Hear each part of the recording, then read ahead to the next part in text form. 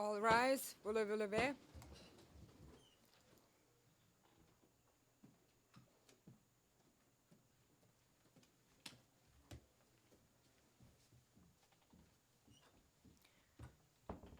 The International Residual Mechanism for Criminal Tribunals is now in session. L'audience du mécanisme international appelé à exercer les fonctions résiduelles des tribunaux pénaux est ouverte.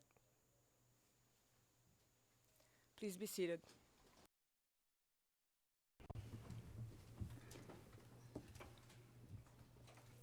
Good morning, everyone.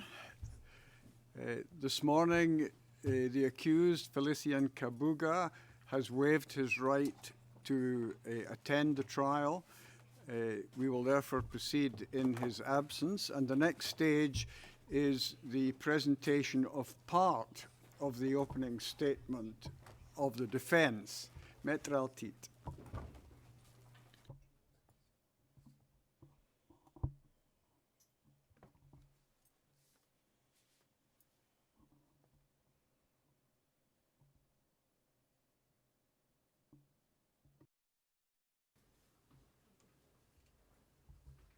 Merci, monsieur. Thank you, Your Honor.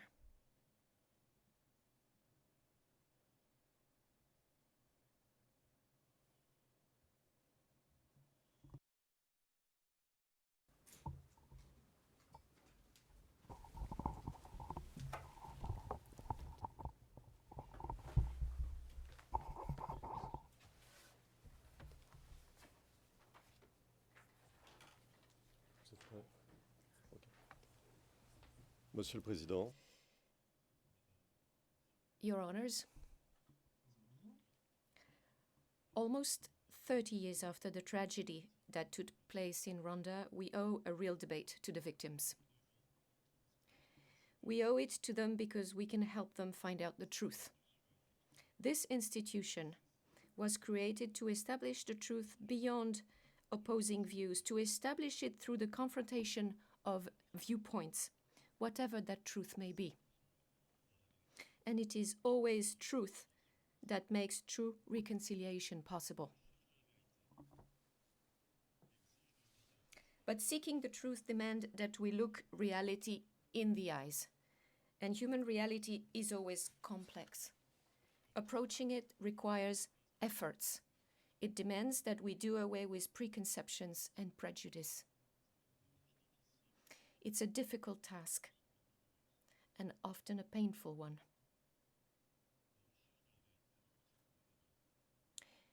Seeking the truth needs for us to leave aside approximations, vagueness, hearsay, or oversimplifications. And yet, Your Honor, what do we see here? We are told a schematic narrative, far away from any reality, that ignores the human dimension and its complexity.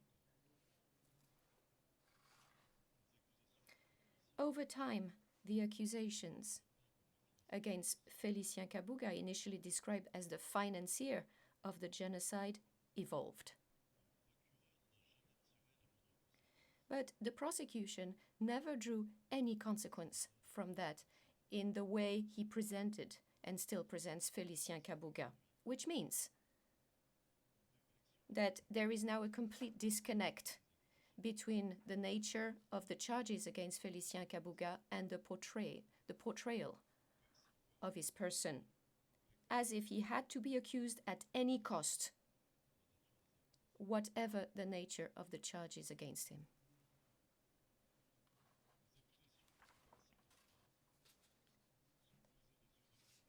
The accusations coming from the prosecutor are laid down one next to the other without logical links that holds them together. But one accusation piled on top of each other does not make a case.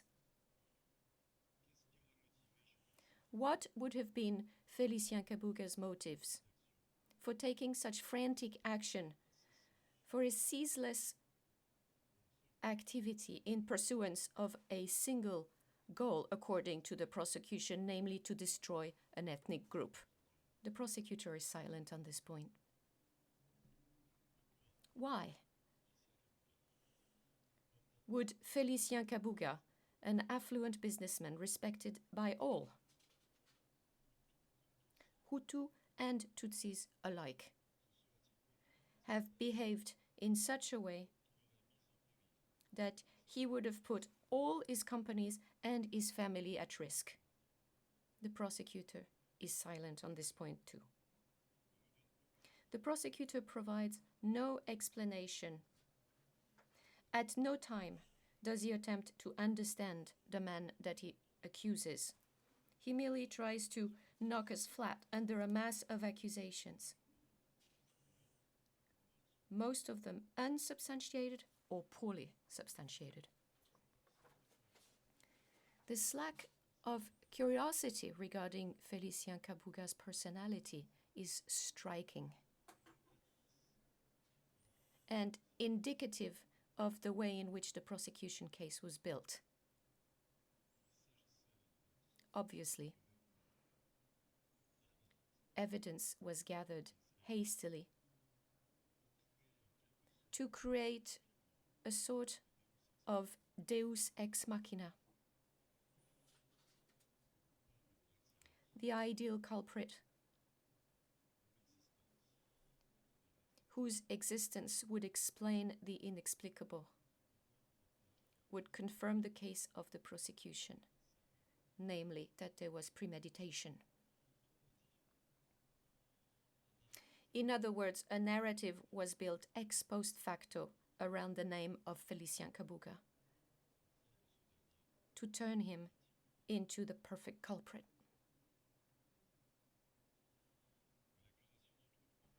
But the prosecution is faced with a problem. The prosecutor, to try and match reality with his portrayal of Félicien Kabuga, must prove that for years, Félicien Kabuga only felt hatred against the Tutsis. However, it is impossible. The prosecutor, therefore, has no other choice than to hold against Félicien Kabuga every single thing he did in his professional life, even the most insignificant acts, and to interpret them in a negative light. For example, the prosecutor claims that the creation of the RTLM was one step in the implementation of the alleged conspiracy. But it is because the case was built ex post facto that it is weak, because it rests on an interpretation of the events required by a narrative built after the facts to fit a theoretical approach in which Félicien Kabuga must be considered guilty. In other words, the prosecutor adopts a single point of view and only looks at the event that took place at the time through this lens, which means he leaves no room for the human factor, for gratuitous violence, for personal animosities. Everything must fit in a pre-established box, in a plan, in an organization, in a structure. This also means that the interpretation of events provided by the prosecutor never reflects reality in all its complexity, as it is not the product of a careful and objective analysis of the facts. The way in which Félicien Kabuga's acts and conducts are presented to you suffers from a fatal flaw. It never takes reality into consideration. For example, the context of the war that was raging in Rwanda at the time.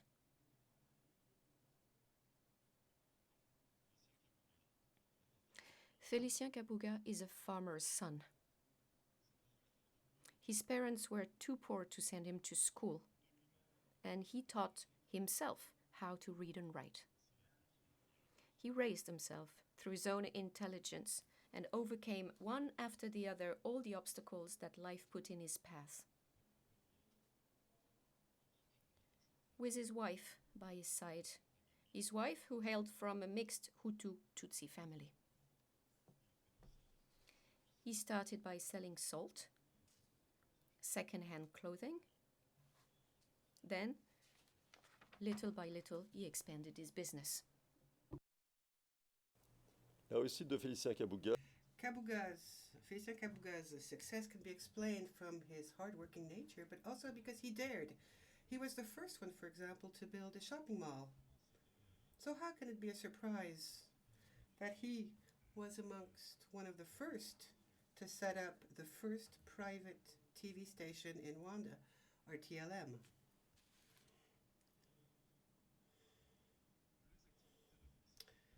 The more prosperous Félicien Kabuga's businesses became, the greater number of politicians, businessmen, and affluent citizens looked him up, and the more he had to answer their solicitations, which explains why, as time went by, and very logically, he partnered with other businessmen, and befriended politicians, be they Hutu or Tutsi. Please note that amongst the country's elite, notably businessmen, there are many Tutsis.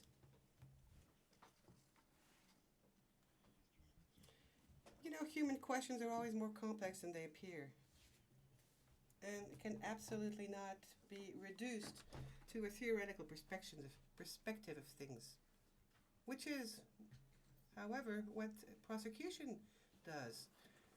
Prosecution simplifies the human scene of the time to the extreme and attributes different roles to stakeholders according to their ethnicity. And quite naturally, Félicien Kabuga, with the acumen of a businessman, maintained good relations with everyone, rich or poor, Hutu or Tutsi. So as you see, the deeper you go, the closer you get to reality. And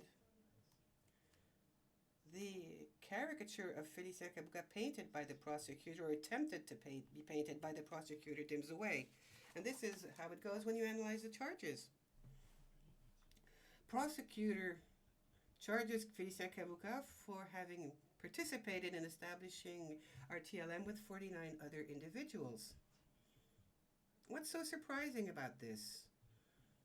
A well-known businessman is amongst the individuals who set up the first private TV station in Rwanda. He wasn't alone. There are many Rwandans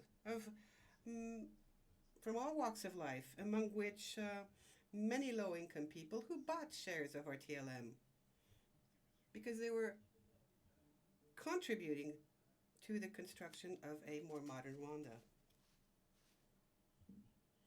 So Félicien Kabuga contributed to setting up the RTLM, but how could that be evidence of the existence of any conspiracy? Remember, when the RTLM was set up, most Rwandans welcomed it. Far from being the first step towards preparing a genocide, as alleges the prosecutor, creating the RTLM fell within a democratization development process for the country that was starting to experience multi-party politics. The immediate success of RTLM can be explained, according to witnesses at the time, by the tone of the shows, by the new, very free tone of the show hosts, by the quality of the programs, be they sports broadcasts, comedies, information, and mostly music shows, which listeners really appreciated. Those broadcasts were lighter, more interesting, and closer to what listeners were interested in than what was broadcast on Radio Rwanda. Of course, also the unfolding of the situation, the threats of invasion, the increasingly rising tensions starting at the end of 1993 and beginning of 1994 led journalists in the Rwandan media to criticize the government, to warn against the Arusha agreements, and for some journalists also to voice extremist views. But that was true throughout the entire political spectrum. For example, on radio RPF, on the radio of the RPF, that was extremely virulent. At that time, often there were journalists on both sides that would clash on air during rhetorical debates.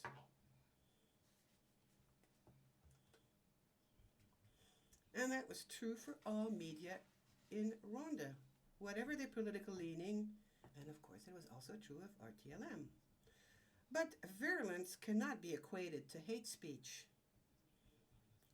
Determining what exactly is hate speech, or what is a speech falling within the preparation of a genocide, cannot be addressed simplistically as a caricature. For example,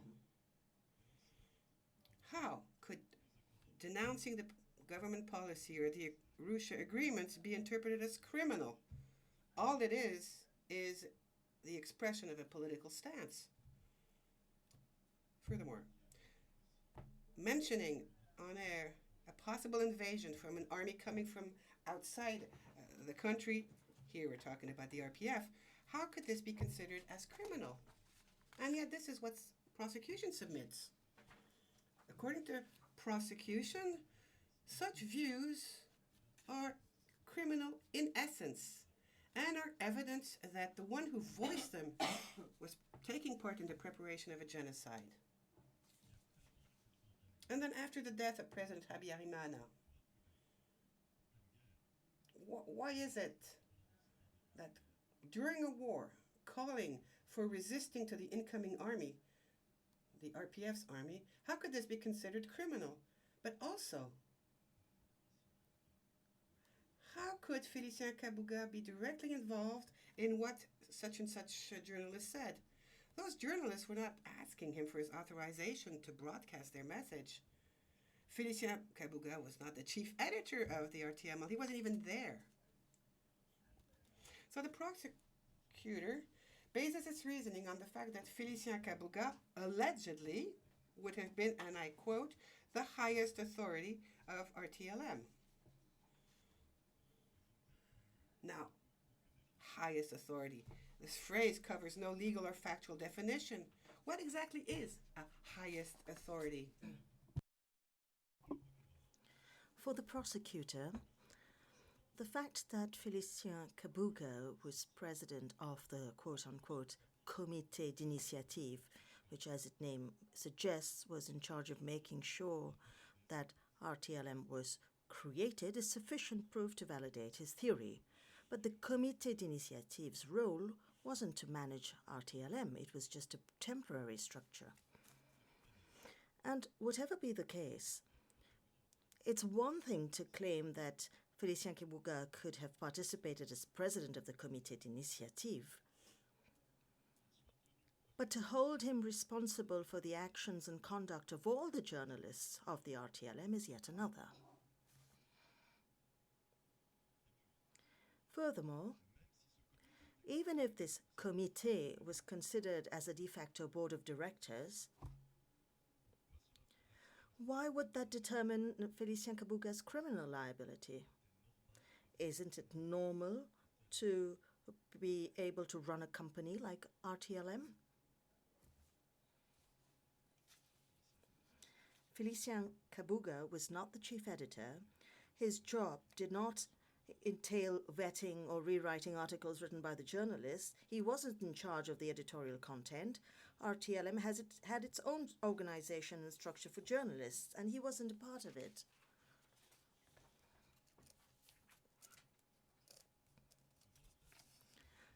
So faced with this difficult task of holding Félicien Kabuga criminally liable for radio broadcasts, the prosecutor relies on other charges.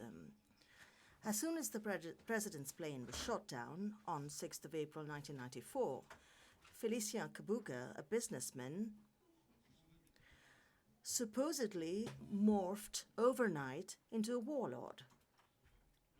He played multiple roles simultaneously.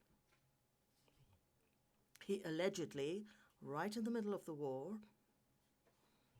organized fundraisers to purchase weapons and ammunition for the Indian army. And these weapons, these supplies, were supposedly ordered abroad. And he was allegedly present when these weapons were offloaded. He is said to have overseen the transport and the distribution of these weapons. He allegedly explained to Interamwe and to militia how to use them. He is even said to have gone to the roadblocks personally to encourage those manning them to kill the Tutsis expeditiously. These charges do not withstand analysis. They are inconsistent and they're contradictory.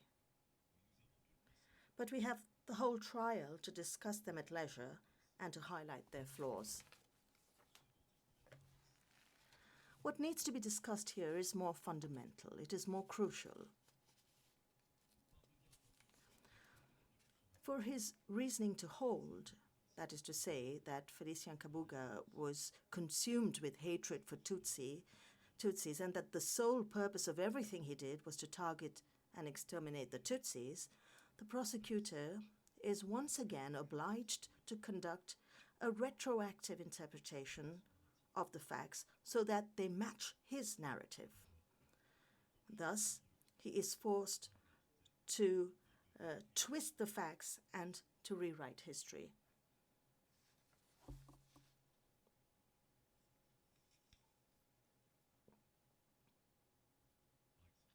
For instance, the prosecutor contends that the National Defense Fund was created to collect money to support Interamwe and the army while they engaged in mass killings of the Tutsis. In other words, the purpose was to enable them to continue these mass killings. But the real purpose of the NDF, unquestionably, was to allow the armed forces and self-defense groups of civilians to be able to defend themselves against the RPF army, which was sweeping across the country inexorably since the death of President Habyarimana from one region to the next. The problem here is that this very observation questions the prosecutor's narrative and the rationale underpinning his charges. Not saying a word about its historical context, that is to say, not saying a word about the war, is tantamount to claiming that the only reason why these massacres took place was because they were planned, regardless of the context. In other words, that they would have occurred no matter what, because, as the prosecutor claims, that was the reason why the FDN was set up. And yet, it is fundamental to understand the context in which these massacres occurred, to grasp why they occurred, to understand the underlying logic. It helps comprehend the prosecutor's theory that says that this was the case of an organized, carefully crafted genocide, orchestrated uniformly with instructions coming from the highest level. This thesis is not supported by the facts and is not supported by the analysis. So, on analysis, it would appear that this genocide was a grassroots movement. It was made up of a myriad of incidents, a myriad of events. Immediately after President Habyarimana's demise, RPF launched an attack from the north of the country that it controlled. They were well equipped and the RPF troops moved southwards, killing numerous Hutu members of the population and pushing masses of Hutu refugees forward. And the appearance of these refugees in a given region meant that the RPF were approaching, and that was synonymous with killings. The atrocities described by the refugees fueled the population's fears. And it is this fear and terror that created the breeding ground for a spontaneous, non-structured genocide. This is an essential key to understanding the situation, even though it is not the only one. If we want to understand what triggered these massacres, all we need to do is to look at the chronology of these massacres on the map. And it is apparent that most of the time they coincide with the arrival of refugees, and most of the time they precede the advance of the RPF. So obviously, the government and the local authorities attempted to organize defense, and the question that the authorities had to resolve constantly was indeed how to equip the army and the self-defense groups.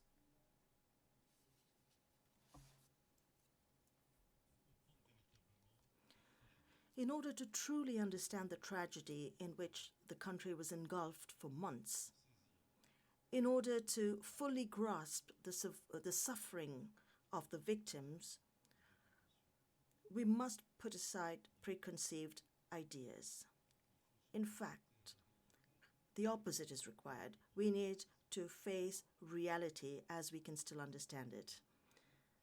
It is only by being dispassionate and unbiased that we will be able to acknowledge the complexity of the events and restore humanity to their protagonists.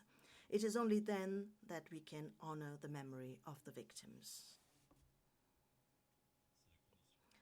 This is the prerequisite to be able to step back and examine each incident, understand its logic, and determine the role and responsibility of those who took part in it. And this requires that we take interest in the genesis of the events rather than constructing a customized, a posteriori narrative that fits the accused. And in the context of war, Félicien Kabuga's conduct is seen in an entirely different light. He is no longer a warlord, but a businessman caught up in the prevailing chaos. And that is what we shall demonstrate. Thank you, Your Honors. Your Honor, Dove Jacobs will take over from me now. Thank you.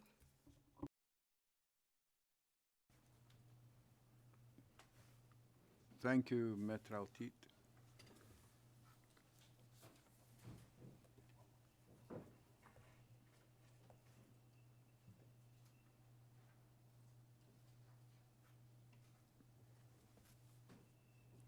Mr. Jacobs, please proceed.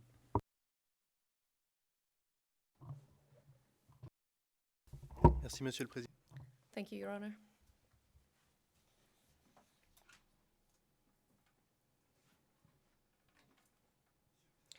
Your Honor, Your Honors, what this trial will show is that the prosecution has built its case on two weak and defective pillars. The first one, which we've just referred to, is a narrative construction disconnected from what really happened in Rwanda in 1994. The prosecution has made assumptions and presuppositions that it takes for granted without providing any sort of demonstration.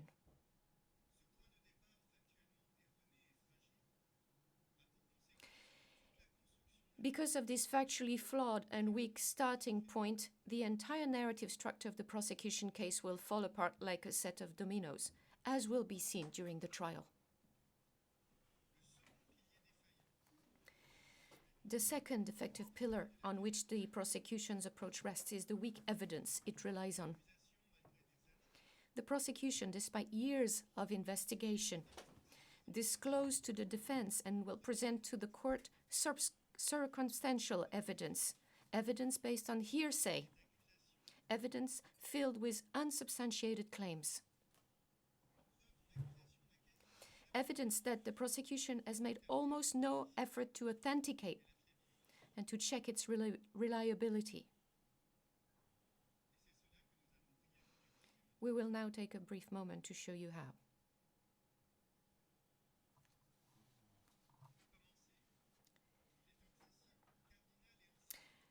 All legal demonstrations rest on an ancient cardinal principle, testis unus, testis nullus. In other words, a single witness is not enough to prove anything, or a single piece of evidence. This principle is not new, it's not original, because it finds its origin in the Old Testament.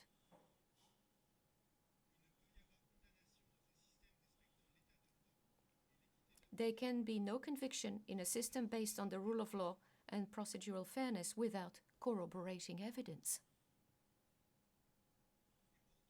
And yet, this trial will show that the prosecution takes a very loose approach, a lax approach to corroboration. It will have to be noted that many of the prosecution's allegations are uncorroborated, which raises serious doubts as to the strength of the prosecution case.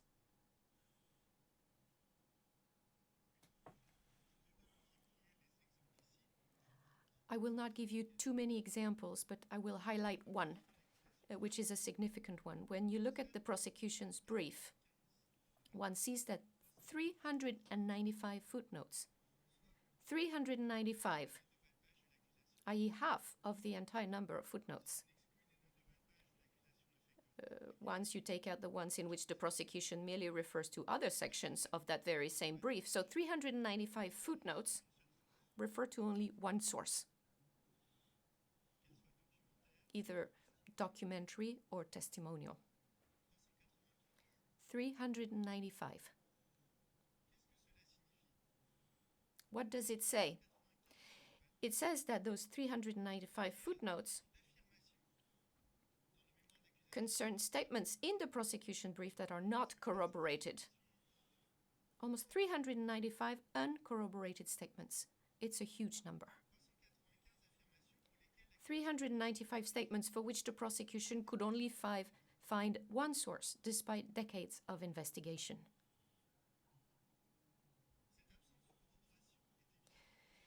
Obviously, this lack of corroboration is problematic in a context where the standard of proof that the prosecution must meet is high and rigorous, and that it must establish the facts beyond any reasonable doubt to respect the principle of presumption of innocence.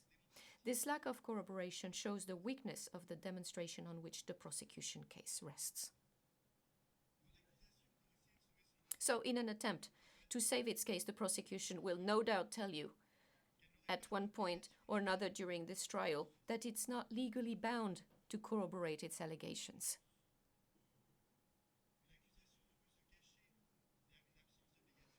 But the prosecution cannot hide behind the fact that the statute does not require such corroboration to explain the quasi-permanent lack of it and supporting references. The lack of a legal obligation does not mean that the prosecution does not have to prove its allegations beyond any reasonable doubt, i.e., to corroborate in the most convincing way possible every claim he makes.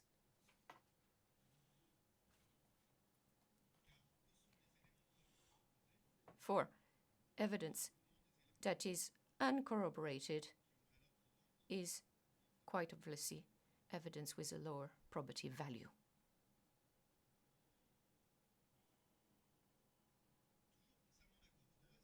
Staying with the issue of corroboration, sometimes the prosecution claims that facts are corroborated, that elements are corroborating each other, when in reality analysis shows that most of the time there is no corroboration, either because the witnesses are not talking about the same thing at all, or because they contradict each other. This is something that we will show throughout the trial. Sometimes, even, the prosecution claims that two testimonies corroborate each other when in fact one witness is merely echoing things that were said by the other. There's no corroboration in such cases, since there's only one source.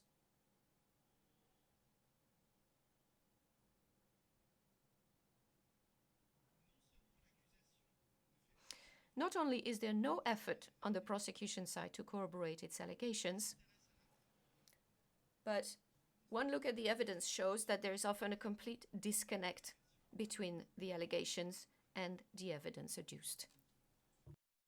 And we will come back to this throughout the trial. But let me just give you a few examples right now.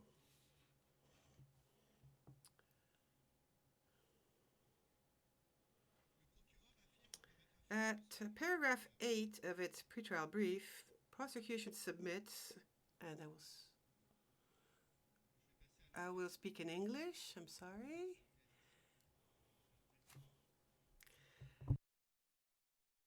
The highest-ranking officers in the Rwanda Armed Forces knew that the military could not search Kabuga's home without Habyarimana's explicit consent.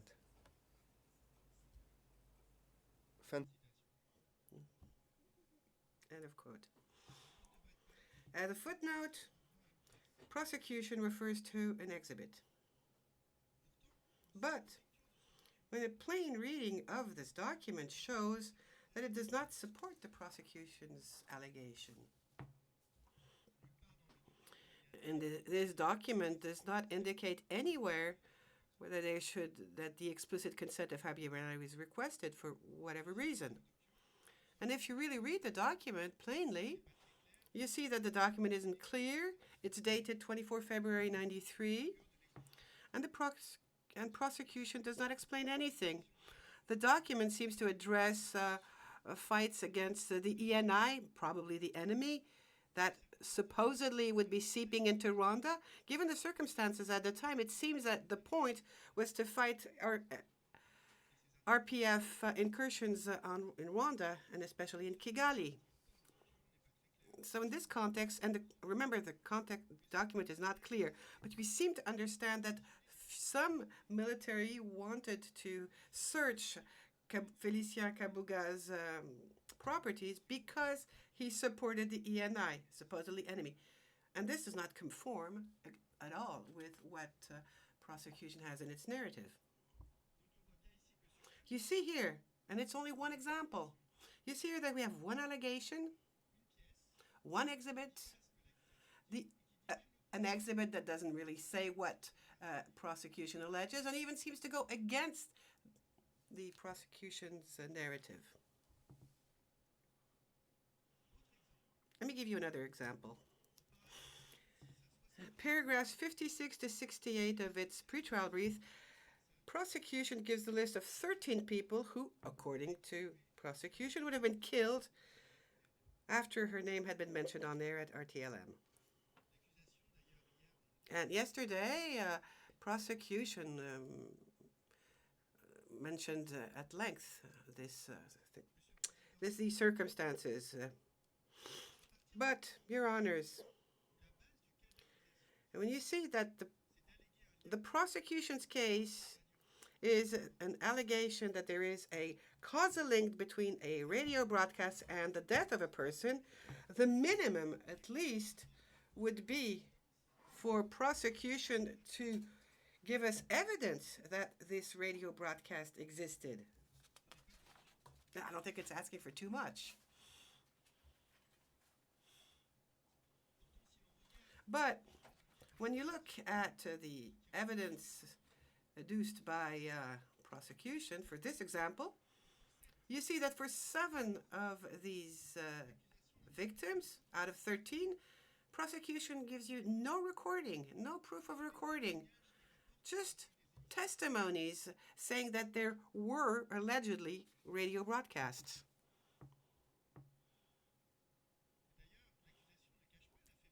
Prosecution knows that the evidence is weak because accusation rose to say yesterday, we will hear witness KBX who said that he heard on the radio.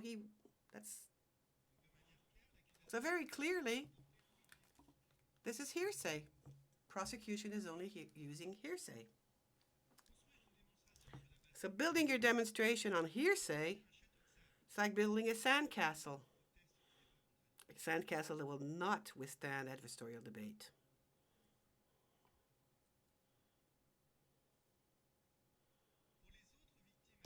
As for other alleged victims, and I'm talking about the same example, even when prosecution submits that it has a recording, it's easy to see that it is dated weeks, even months before the person actually died. And prosecution makes absolutely no effort to try to identify any link between the radio broadcast and the circumstances of that person's death. So talking of causal link in such an example, for example, the fact that the person died in December 93, I mean, talking about a causal link here it renders the notion of causal link meaningless, because prosecution seems to think that just mentioning a person on the radio at any time, whatever moment, whatever time, for the death of this person, also at any moment, at any time, be the result of that radio broadcast. And without any other type of demonstration as to who the perpetrators might be. I mean, they're always almost anonymous. Almost always anonymous, interpreter's correction. Without any other demonstration than just to try and see whether these alleged perpetrators actually heard the radio broadcast or were triggered by it. That seems logic if you want to demonstrate such an allegation.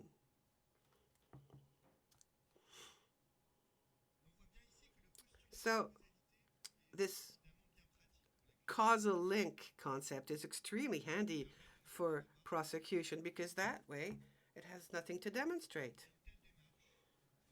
But such an approach cannot be led in any serious legal proceeding.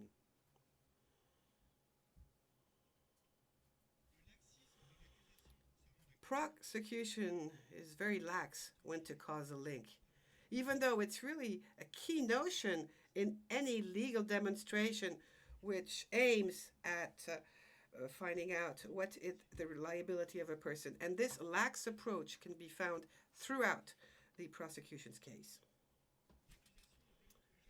Prosecution never demonstrate any logical link or any causal link between the crimes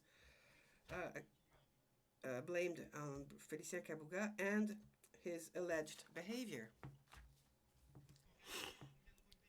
Please note here that his liability is always addressed indirectly.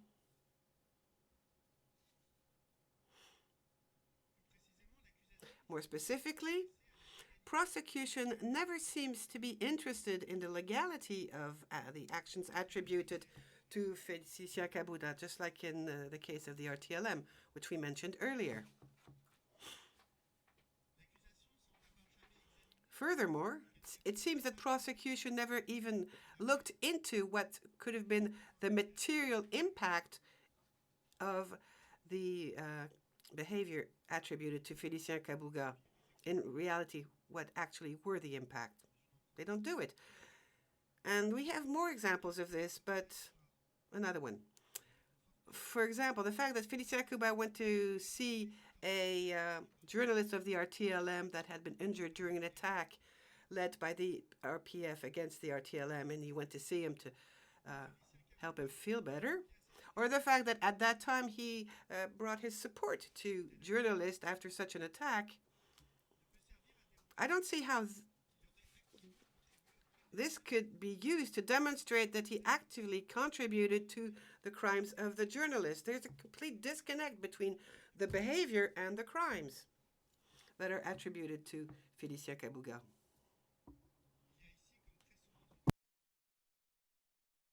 Here there's a short, here it's a logical bypass, and it does not obey the criterion that of a legal demonstration.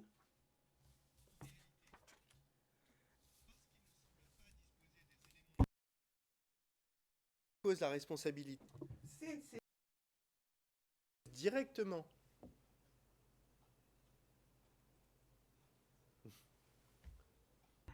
Sorry. In fact, because he doesn't seem to have the necessary elements to I'll start this sentence. Indeed, in this case, because there is no direct responsibility of Félicien Kabuga being demonstrated, the prosecutor is in fact leaving the framework of what should be a demonstration and entering the realm of extrapolation. And in the same vein, with this absence of any kind of attempt made to show the causal link, the prosecutor never provides any useful information on the intentions of the alleged direct perpetrators of the crime. Once again, it's just the indirect responsibility of Félicien Kabuga that is mentioned. And as I said earlier, there is no direct link demonstrated between the Kabuga, RTLM, and the programs, or between the programs and the alleged perpetrators of the facts, and no links between the alleged perpetrators and the victims. So no stage of the causal link is presented by the prosecution. And this is similar in the rest of the case as well. So how can he allegate that Félicien Kabuga was an accomplice if we have no idea about the intentions of the actual perpetrators, the alleged perpetrators of the acts?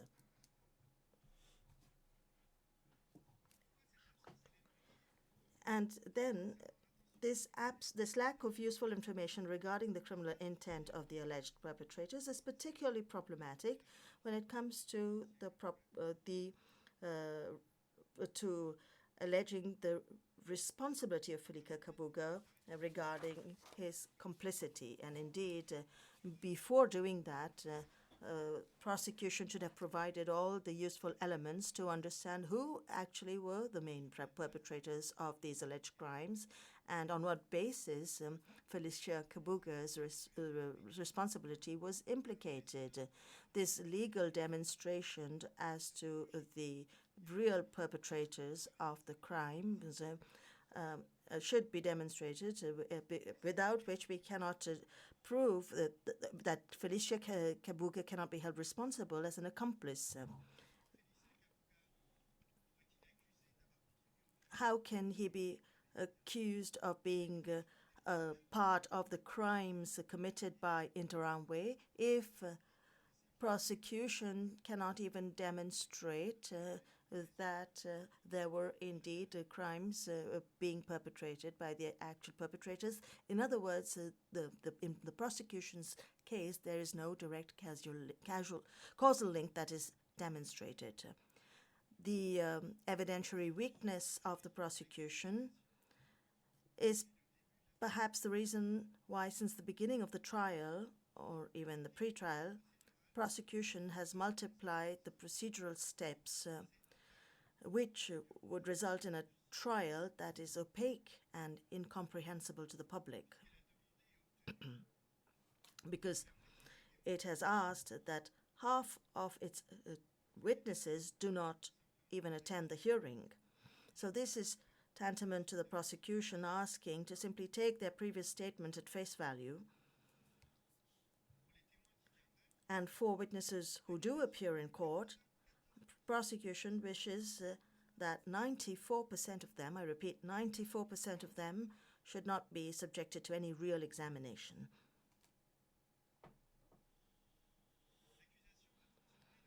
Prosecution wants to transform the trial chamber into a chamber that just uses previously recorded witness statements without these statements ever being heard or challenged by a proper adversarial debate.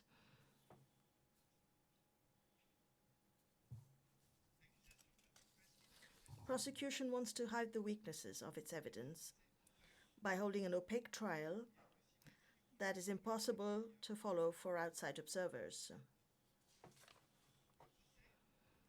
A trial in which its evidence would be taken at face value, in which we will take the witness's word for it, without any form of adversarial debate, hidden from public view,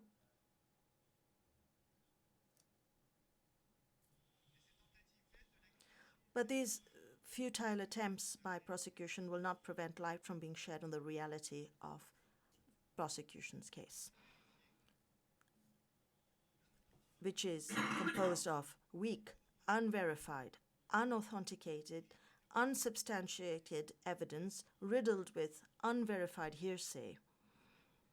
In a nutshell, it is weak evidence that does not meet the rigorous standards of international justice that is supposed to be exemplary.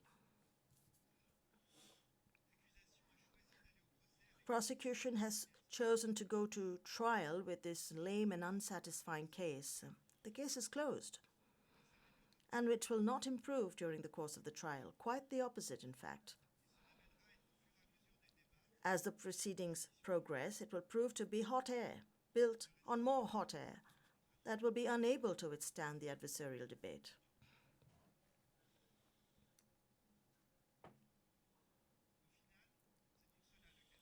So finally, that is what the prosecution's case is about. It is based on two defective pillars, one narrative, the other probative, on which it is not possible to build anything solid.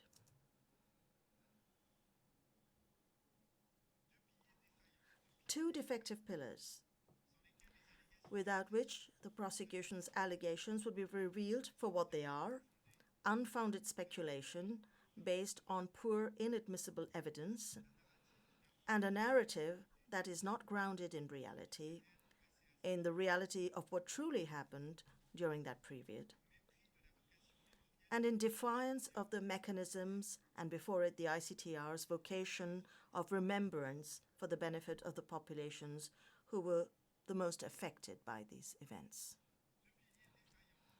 Two defective pillars on which it is not possible to build any form of demonstration whatsoever that would allow the prosecution to fulfill its obligation to prove the charges beyond reasonable doubt.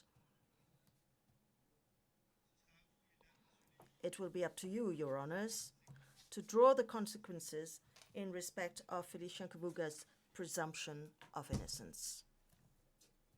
Thank you for your attention. Thank you, Mr. Jake. Ceci conclut la présentation de la défense. Thank you very much.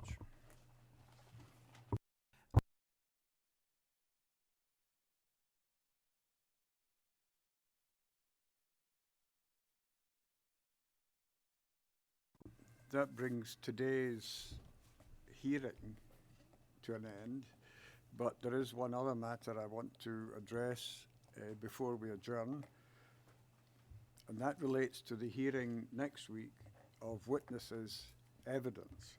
The current protective measures for prosecution witnesses in the case were either ordered or continued on the 9th of November and the 22nd of December 2021. Those measures include that the witnesses be identified by pseudonyms and that their identifying information shall remain confidential. As a point of clarification, these measures should be understood to include the protective measures of voice and face distortion when testifying. This is in line with the practice of the appeals chamber in the Nagira Batwara review proceedings and the single judge in Nzabonimpa, the contempt trial before the mechanism. I hope that's clear to all. We'll now adjourn and resume on Wednesday, the 5th of October at 10 a.m. when the witness we anticipate hearing is prosecution witness number 5. The proceedings are adjourned. All rise.